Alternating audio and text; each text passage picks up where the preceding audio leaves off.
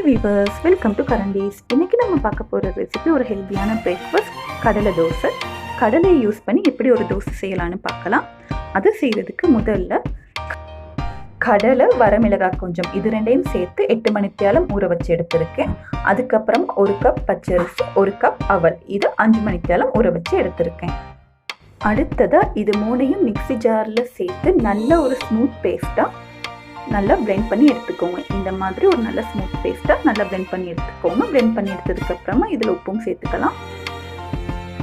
தான் நாம் தோசை செஞ்சுக்கலாம். முதல்ல பேனில் இந்த மாதிரி பட்டரை ஸ்ப்ரெட் பண்ணிக்கோங்க.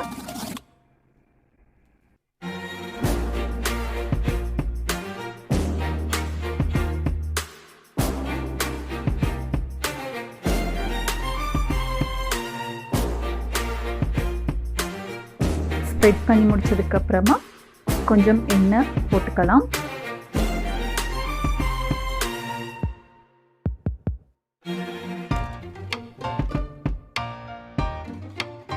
போட்டதுக்கப்புறமா இதை மூடி வச்சு குக் பண்ணுங்க.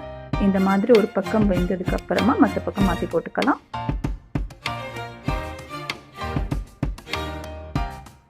ரெண்டு பக்கமும் நல்லா குக் ஆனதும் இதை நாம் எடுத்துக்கலாம்.